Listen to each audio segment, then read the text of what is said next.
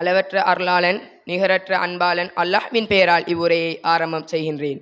நான் உங்கள் முன்னிலையில் நல்ல நட்பு தொடர்பாக சில விடயங்களை முன்வைக்கலாம் என்று ஆசைப்படுகின்றேன். ஒரு மனிதன் நல்ல குணமுடையவனாக வாழ்வதற்கு இஸ்லாம் வழிகாட்டுகின்ற மிக முக்கியமான தொடர்பாடல் நல்ல நட்பாகும்.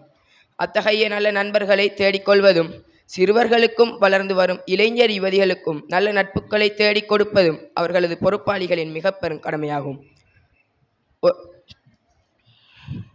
நல்ல நட்புகளை தேடுகின்ற பொழுது மாத்திரமே நாமும் நல்லவர்களாக வாழும் அதே வேளை பல நற்குணங்களையும் வளர்த்து கொள்ள முடியும். எங்களுடைய நலவு கஷ்டம் அனைத்து விடயங்களின் பொழுதும் அவர்கள் உறுதுணையாக இருப்பார்கள். மற்றும் வணக்க வழிபாடுகள் கல்வி உறவுகளை சேர்ந்து நடத்தல் போன்ற அனைத்து அம்சங்களின் பொழுதும் உதவி செய்வார்கள்.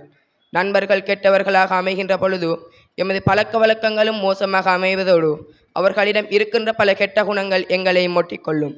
அப்போது எல்லோராலும் வெறுக்கப்படக்கூடியவர்களாகவும் அல்லாஹ்வின் கோபத்தை பெறக்கூடியவர்களாகவும் மாறிவிடுவார்கள். எனவேதான் எமது வாழ்வில் அனைத்து விடயங்களிலும் மிக முக்கிய பங்குதாரர்களாக இருக்கின்ற நண்பர்களே நல்லவர்களாக தேடிக்கொள்ள வேண்டும். கெட்ட நண்பர்கள் எங்களை சேர்ந்து கொள்கின்ற பொழுது அவர்களை திருத்துவதற்கு முயற்சிக்க வேண்டும், அல்லது அவர்களை விட்டு ஒதுங்கி வாழ வேண்டும். எனவேதான் எமது வாழ்வில் அனைத்து விடயங்களிலும் மிக முக்கிய பங்குதாரர்களாக இருக்கின்ற நண்பர்களை நல்லவர்களாக தேடிக்கொள்ள வேண்டும்.